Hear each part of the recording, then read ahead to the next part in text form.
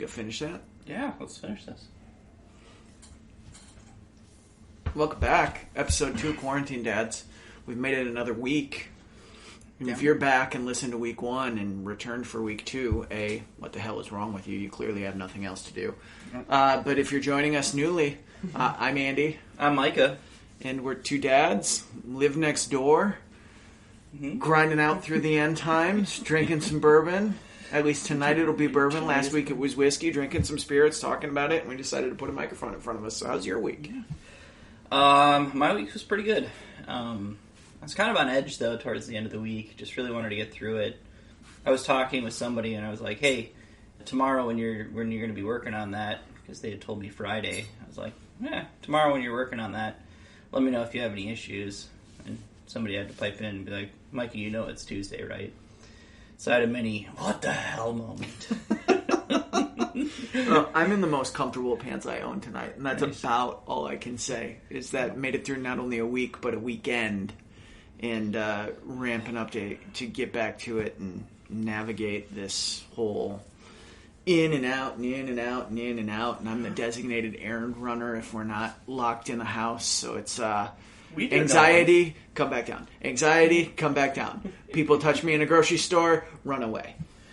I mean, or I could just touch your knee in the car as we're going to Ace Spirits, and just to create that and raise that tension level. Well, I think part of the problem was quarantine anxiety, and part of the problem was I couldn't figure out if it was one of those teenage moves, you know, like the yawn and put your arm around somebody in a movie theater, or you reach for something in your console as a reason to like touch their leg.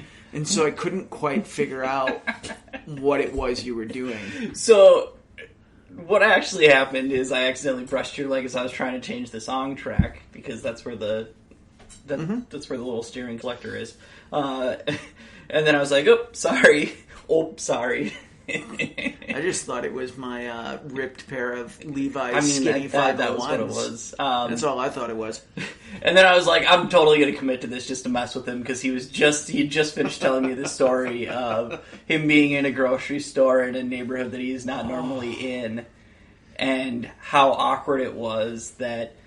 And we noticed it too in Ace Spirits, right? We noticed that like the elderly and the people that should be like super socially distancing have no fucking space bubbles right now.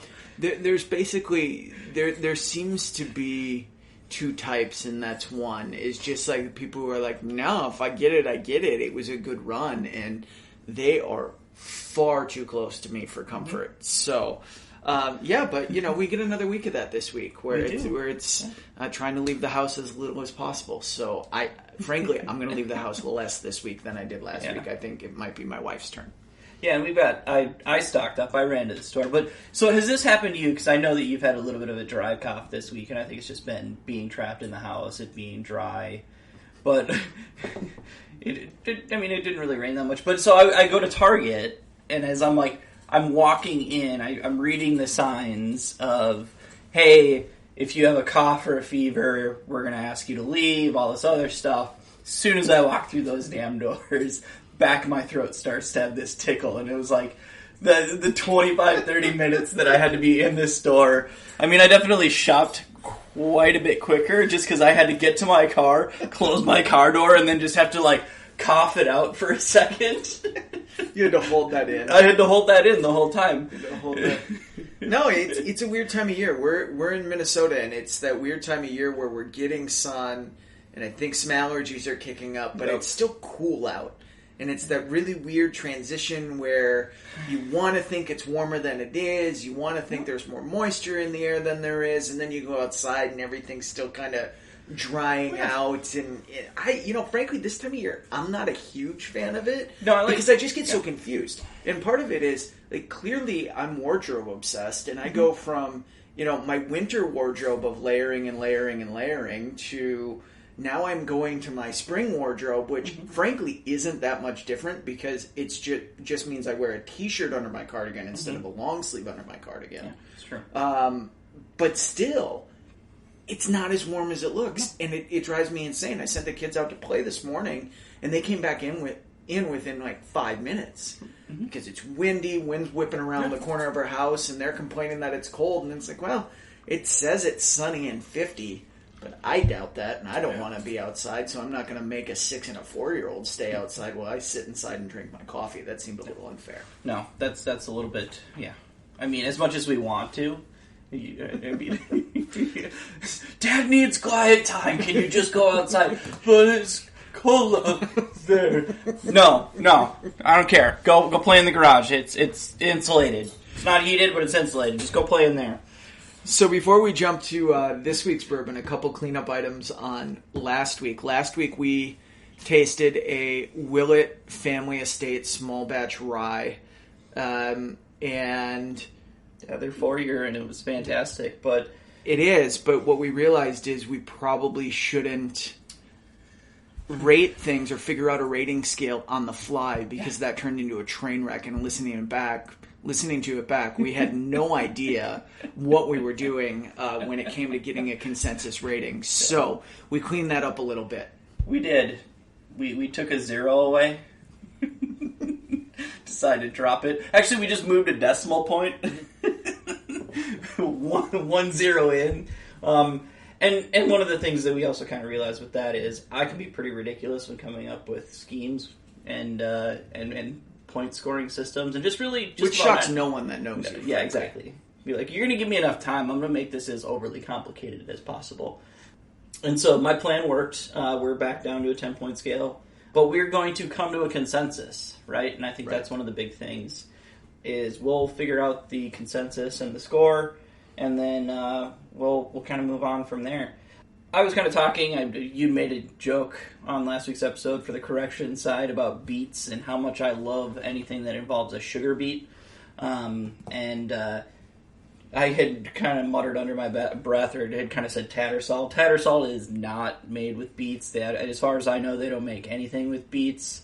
And so that was not the vodka in question that I was talking about. So Micah's condolences on that to Tattersall, which actually is a very nice distillery in the Minneapolis area. It is, but this week, we have a bottle of Four Roses, Micah. We do. We have a 100-proof bottle of Four Roses single barrel. And as we know, 100 proof means that is 50% alcohol by volume. That's also what ABV stands for. Thanks for that. Yeah, that's kind of like a good qualification, I guess. Sometimes acronyms get thrown around all the time, and so I always catch myself when I don't know one, or I hear one come across that we maybe haven't explained. Maybe Andy will do it. You heard the ice cubes going in, and so what we do now is we're gonna make those ice cubes float, and I'll let Andy do the honors. He's got the cap off this time before he tries to pour it. That's a great improvement from last time. Yeah, and for anyone curious, we said we're always drinking out of the same glasses last week. We're always doing 1 cube. Drink it whatever way you want. Yeah. And we said that, and we'll say it again, and I think that's generally the bourbon and whiskey community, how they feel about things. I mean, but I would actually say I would say that that's really any spirit or any wine or anything else, because I've even had a couple of vintners say that in one of their monologues of saying if you like white wine and with steak, drink it. If you like red wine with fish, drink it. Just drink whatever you want to drink, whatever you want to drink, however you want to drink. And if somebody's going to high nose you or snuff you in the way that you like your beverages or your spirits, then kind of who cares, right? But for consistency, we'll always be drinking out of a Norland whiskey glass, 1 cube, make it float, and go from there. Not necessarily that we drink it that way all the time. You couldn't make mine float. It appears to be stuck to the bottom of the glass, but yeah, well, not my fault. Cheers. So, cheers. Here's the first sip.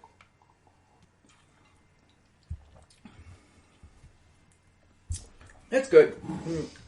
Four Roses, and this is single barrel, so they have a variety of things, right? They have small batch, they obviously have limited releases. The two that you'd see, or at least that I see on liquor store shelves by us, that are the standard Four Roses bottles are small batch and single barrel. Mm-hmm.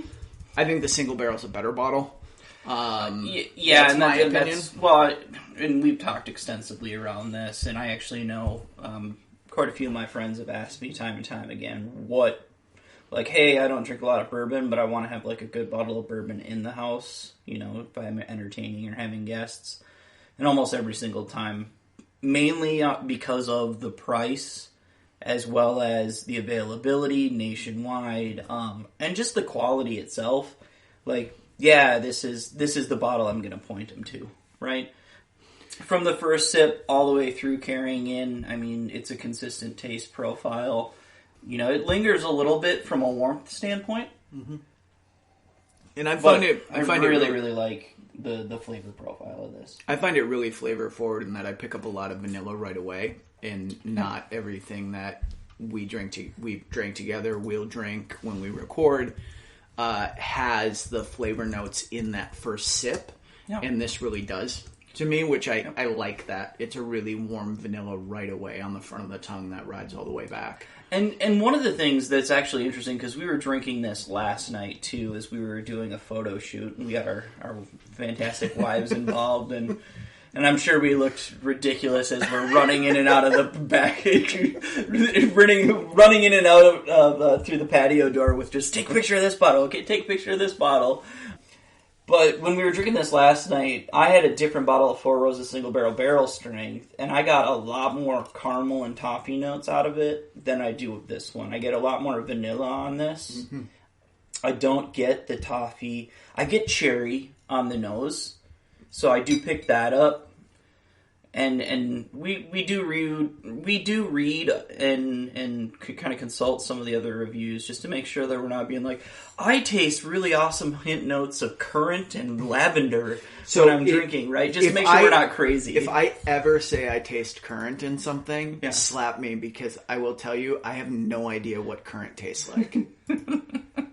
Your palate is far more sophisticated than mine, which is why I sit at your house and drink while you make food, because I just trust whatever you put in front of me. So if I ever say, at least anytime soon, without doing some significant palate education, is that a thing? Palate education? Well, can you educate your palate? You can. I suppose you can. And you know what? One of the cool things about that is, how do you educate your palate? Do you just like... Variety is the spice of life, my friend. So, do you have to eat raw ingredients to do it? So, you read way more than I do, but when I read, a lot of it's actually cooking books and books by chefs. And up until recently, like, I love to cook, and Andy has just alluded to that. He's a fantastic cook, by the way. And I love cooking. It is totally a creative outlet for me, especially being so hands-on with technology and computers and everything else. Just getting to completely disconnect, work with my hands, create something. And it's an art form for me. I do a lot of plate stylings and some of the other things. But the chef, I just read one of his books, and I just finished his newest book, which is called South. But his heritage book, he talked about tasting ingredients in their raw form, and if they don't taste good in their raw form, then you probably shouldn't be putting them on the plate. Was that Brock? That was Sean Brock, yeah, and I absolutely love him. I recommended. I think he had sold the rest Husk in Nashville at that point in time when you went down there, and even when I had gone down there. But he had started that. He was the head chef, creator, curated a lot of the content, the process of farm to table there. If you're ever in Nashville, strong recommendations to go eat at Husk whenever I travel down there, which used to be about, once every 3 months. I would make sure that was my restaurant that I was eating at. I would get Hattie B's for lunch, which is Nashville hot chicken, and then I would make sure for dinner that me and whoever I was down there with would certainly be Husk. And when we were in Nashville last year, we went to Husk, mm-hmm. and I mean, I think anyone that I talked to in the last 2-ish years that was going down there for a good meal recognized Husk, so that's not like it's a big secret. But right. it was one of those places where we went, and it was worth the reputation. Yeah. The other place we found was this great speakeasy style place to have cocktails called the Fox, which just did like light plates, but they made everything in-house. And if I remember correctly, we did a private, like before they opened, tasting that we got through Airbnb. Yeah, and when he says we, I wasn't invited, so... No, you weren't. It was my wife and another couple of friends, but that was a really cool place because if I remember correctly, they were voted one of, if not the most sustainable bar in America. That's cool. That's awesome. They, in a night, think about this. Like, they open at 5 and they close at midnight or whatever it is, right? In an average night, they take out a single bag of trash. That is phenomenal. Do you know how New Orleans measures the success of Mardi Gras? Bags of trash? The tons of garbage that come out at the end. They measure the tonnage of garbage, and that's their scale for how successful Mardi Gras is. So that's the polar opposite of what he's talking about. That's consumerism in its purest form, my friend. That is consumerism. How much crap did we produce that people went through and used, and that can tell us, wow. Yeah. I did not know that. The things you know, the more you know. The more you know. Look at that. The more you know. So I'm going to take another sip here. Yep.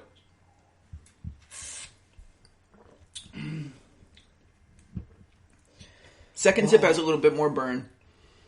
It stops a little shorter on the tongue for me, but it doesn't lose any of that flavor. No, and I don't get as much of a burn. I kind of had a middle sip in there for you.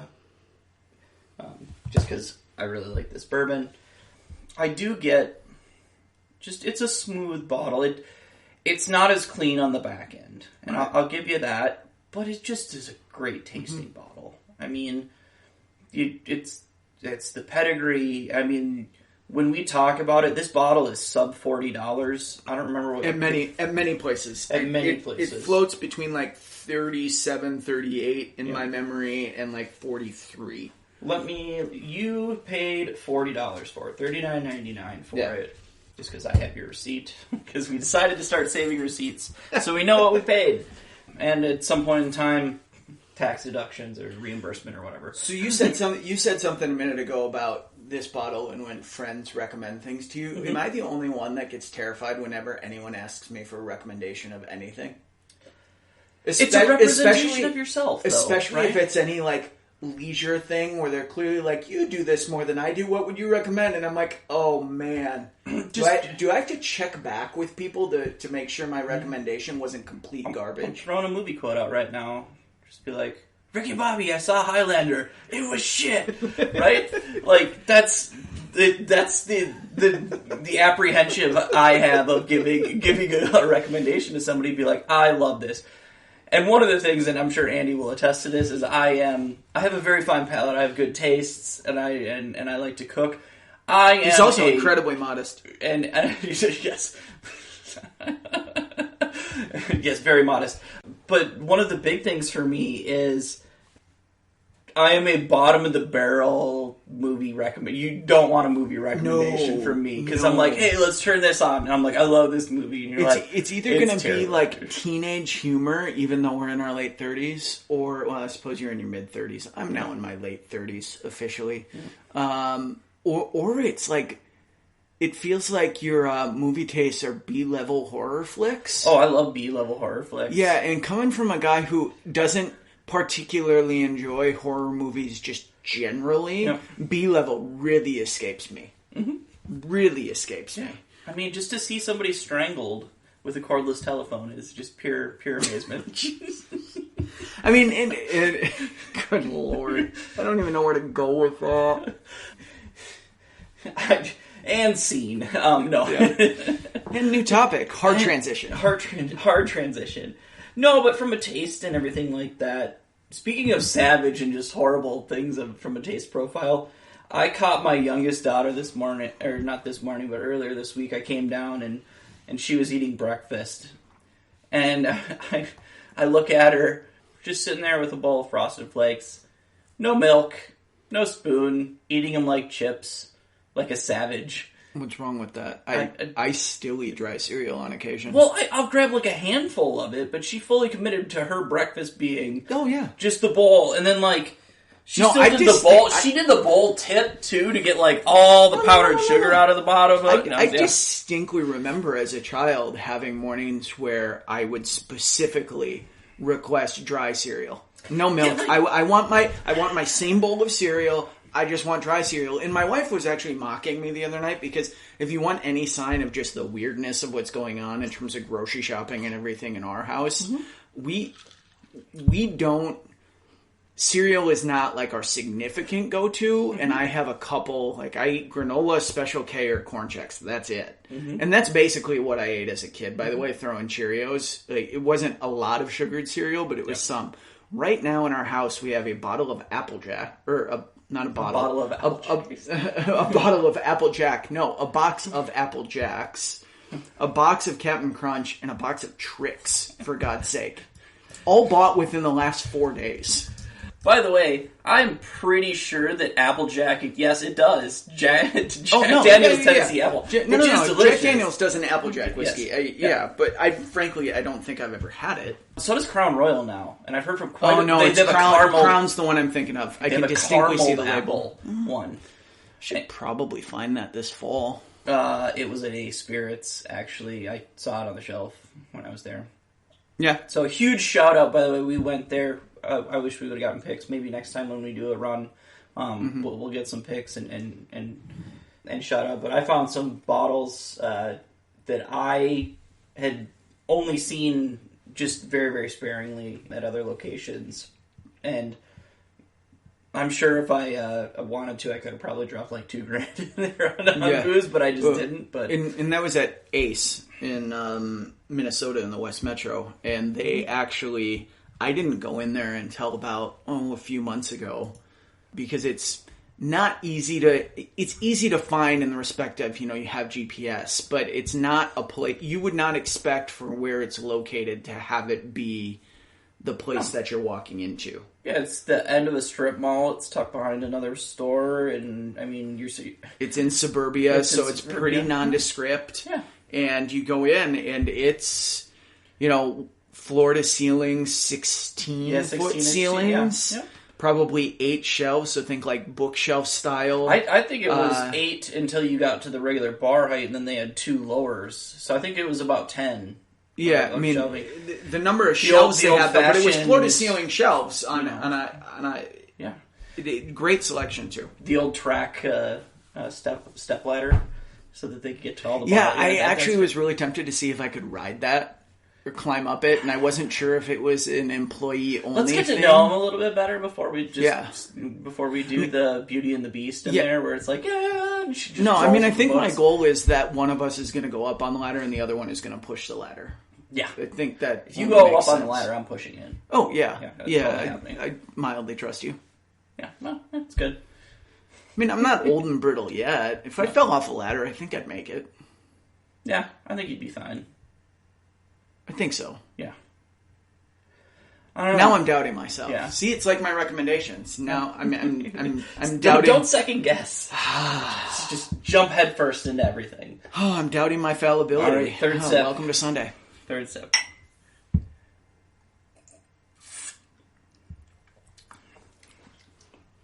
It's consistent. Little maple. Yeah. I got a little maple on that one. Yep. I think that's because my ice cube is completely gone now. Mm-hmm. You want to know it's a really good one? I know I brought it to you and you're like a flavored whiskey. But that smoked maple Knob Creek. I get it. It's one of those things that I feel kind of like... I remember when I had my first beer, whenever I have a heavily flavored liquor of any sort. I mean, no matter how good it is when it's heavily flavored. I mean, let's just go watch Scream from the beginning. We were both in school at that point in time. And then let's crack out some Bartles and James. And maybe some strawberry daiquiris. Oh, and just, wake up with the worst hangover ever. That's kind of that connotation, right? That's your. I can't hear daiquiris without ever thinking of the football scene in Wedding Crashers. Yes, crab cakes and football. That's what Maryland does. And everyone's going to take a break, and those two just straight bros. Daiquiris. Just can't do it. So, God. So, Sean Brock's book, I want to actually ask you about that. So, what are recently, because like you said, I probably do read more than you currently, not that you're not well read. Yeah. But I think you read stuff that's a little more applicable to how you spend your free time when you get a chance to read. I do. Yeah. Where I read as more of a literary endeavor. Good God, that makes me sound pretentious. No, that's fine. I'm humble. You're pretentious. It's fine. It's true. Yeah. A lot of humility here in this room. Stay hungry, stay humble. Yep. I mean, my last four, I want to read 24 books this year. Yeah, I know that's your yearly. Which is, I had done 18.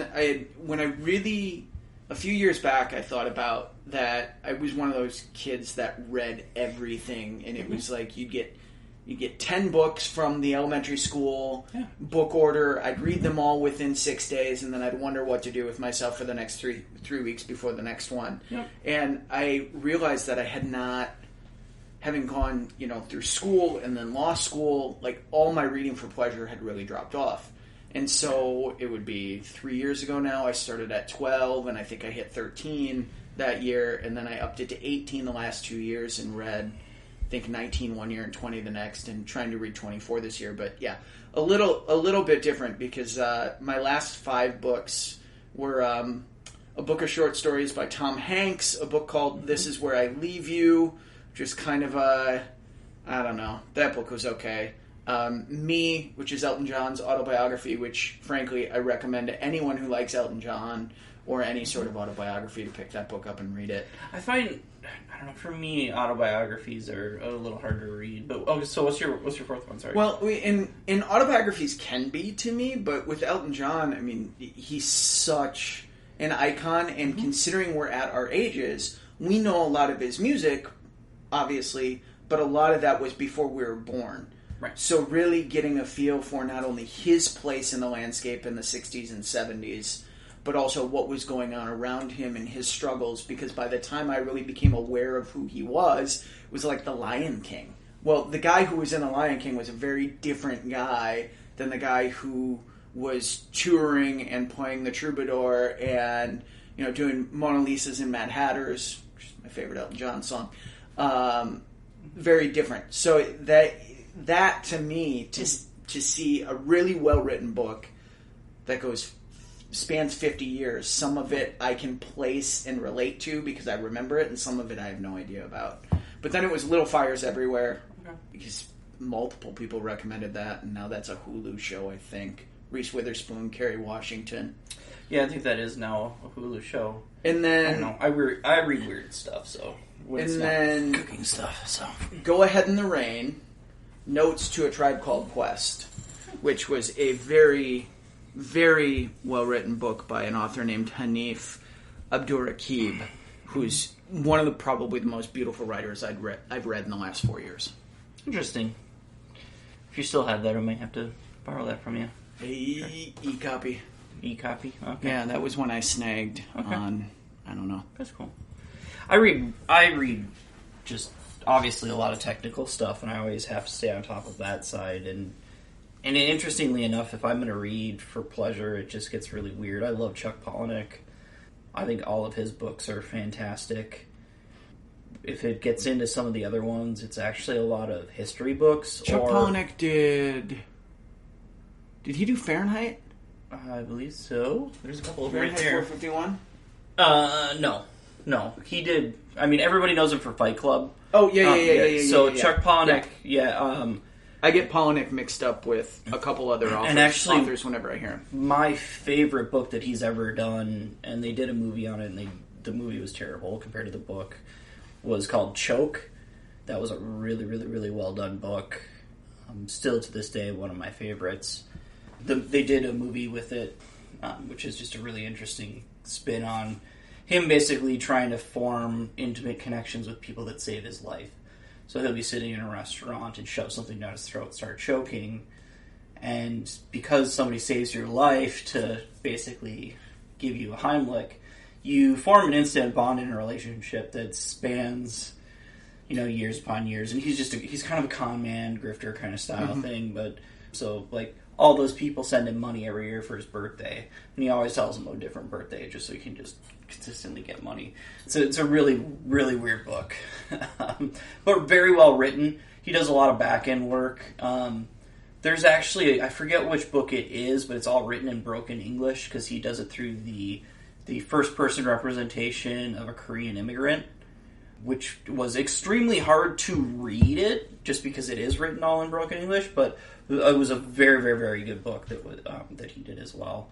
Beyond that, I really like the history books, so like some of my favorites on that side are like Cod, Salt, which is all the world history of how like salt changed the world. Salt actually used to be, and in some cases, and in some regions, still is more expensive than gold. So, there's impressive. There's a salary. Why we say salary? Salary is derived upon salt. So the actual connotation of salary is how much salt are you bringing home on an annual basis, and then you kind of learn that in the book. So it's really it's I'm a cool just learning thing. all sorts of new things. And it's just I don't know. I like to read those books. I like to read some other obscure ones, but a lot of conspiracy theory ones. I'm not a flat earther. I'm not any of those kind of people. But like American Assassin was a good book that I read from an enjoyment standpoint. I really enjoyed that side of it. Vince Flynn? Yeah, he's really good. Yeah. Vince Flynn was a really, really good writer. Yeah. It's interesting to see how he evolved. I've only read the first, I think, 4 books in his Mitrap series, and I believe a couple of that books 1 and 2, or at least book 1, was written later as a prequel. And it's really interesting to read that book if you read them in order of what they should have appeared, not published date. It's interesting to read that book and then compare it to the writing of the ones that follow, because you can tell his voice is much more established later on. So to read it in a prequel and then go to the next books and go, wait a second, this just doesn't read the same. It doesn't have the same flow or the same cadence. I had to constantly remind myself. There were about 15 years, I think, between the two. Yeah, absolutely. So, as we take this last sip, just to close out kind of the books chapter and what we've been reading, what we're doing, because of the quarantine, the sheltering in place, George R.R. Martin has nowhere else to spend his time, so he actually reported that he is back to writing. Interesting. So there may actually be a final book that is not representative of... or not representing what the HBO did to finish out the Game of Thrones series. I'm going to finish this. We're going to recap our notes on the Four Roses, and then I'm going to follow up on a comment on that. Yeah. Oh. So it's good. It was a good finish. Yeah. So, Nose, I heard you... I mean, you're going to... Nose, you get some cherry... Yeah. Every sip stays pretty long. Yeah, the middle notes I ended up hitting, and I did get, like you said, it started with vanilla, but when I got into the middle notes, I tasted more maple. Maple and cherry, I think, came out in the taste and not just the cherries on the nose. Yes, I did about sips, because we had about 5-ish sips out of that glass. Sips 3, 4, and 5 to me really had cherry and maple in them, and the maple develops along the way. And like vanilla was really the front end. And like I've said on the last episode, throw that first tasting out, right? The first thing you taste, you're really going to want to kind of throw that out and move on from there, just because you're going to get more of the burn and everything else. Now, from a nose standpoint, don't throw that out. The taste standpoint, kind of throw it out as it evolves. And to me, there's some oak that really stays with throughout, too. Right, and I think a good whiskey... a good bourbon in particular, virgin charred oak barrel, at least 51% corn. I know we were looking at some of the other ones. They're like, yeah, we hit 51% corn, and then we got crazy with the rest of it. This mash bill actually stacks up as 60% corn, 35% rye, 5% barley. And barley, it's going to be in your ryes. It's going to be in pretty much any whiskey that you have, because it actually creates a more consistent mixture. It really doesn't impact flavor or taste. And that was something just from a few of the distillery tours I had ended up asking. And I think the first one that gave me a legitimate answer was when I did the tour of the Jack Daniel's distillery. And they're like, it doesn't add really any flavor that we notice.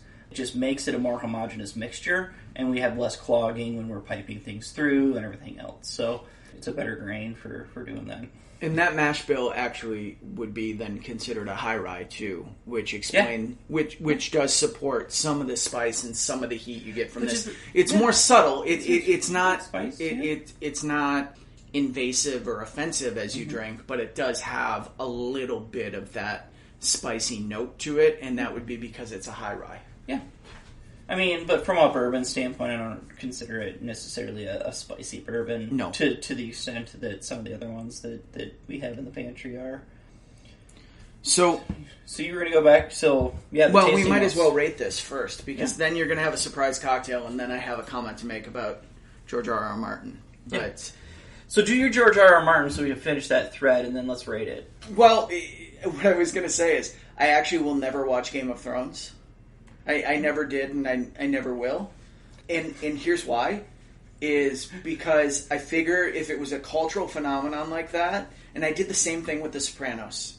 Yeah. If it's a cultural phenomenon like that and I don't watch it, I doubt I'm ever going to go back and contribute the time and energy to watch 6 or 7 seasons when I've seen so much about it already, so I kind of know some of the key plot lines because it was widely talked about. So what I did for both series is I watched the finale or part of the finale, so I know how both series end. Nice. So I finally got my wife last year. My wife. To watch The Sopranos, and I'll tell you this much. I've seen it. It's probably the third time I had seen it. It did not age well. I mean, it was really, really cutting edge because they did what they did so well on Game of Thrones. I can kill off anybody. I don't care how big of a character you are, or a cast member you are. I can whack you. I can be like, all right, yeah, you're good. You're one of my main earners. Tony takes you out to the boat. They dump a couple in you, chop you up, throw you over the side, and they boat back to shore, and everything's fine. We stopped watching Game of Thrones right after the Red Wedding, and that's a big part. I feel like knowing about the Red Wedding ruins watching Game of Thrones. Oh yeah, it does. Let's just jump into rating. Yeah, so let's rate this. But yeah, from that standpoint, I want to kind of close my train of thought with the whole Red Wedding and everything else. Red Wedding was interesting and it was unique. We stopped watching after that. The side kind of, and really I kind of chuckled when you originally said that you hadn't watched them. If you want to figure out what like seasons 1, 2, and 3 are all about from Game of Thrones on HBO, watch the SNL skit of Andy Samberg being the director. And I know you've seen that. I have. And so it's the, all right, we need more boobies. Bathroom break. And it's just, yeah. That's pretty much also what it is. what I remember from being a Twitter, following along on Twitter during seasons 1, 2, and 3. But ratings-wise, 4 Roses single barrel. Price, amazing for what you're getting out of it. It's a good standard bottle to have in any cabinet, and like you said earlier, you are going to find it anywhere, so you're not dealing with an allocation issue or an item that you're going to see regionally. From a taste standpoint, good mouthfeel. It lingers a little long, and I know that's something that we had talked about in times past of, it's not milky or fatty or like even really dry. Like my mouth doesn't feel dry drinking it neat. But from that side, I mean, I don't know. I like it a lot. I would go. The flavors are there, and I think the flavors are there. And what I appreciated about it is that the flavors are noticeable. Mm-hmm. So if this was also a bottle that you had where you wanted to feel like you knew what you were drinking or tasting, it's not overly complex, and that's not necessarily a bad thing.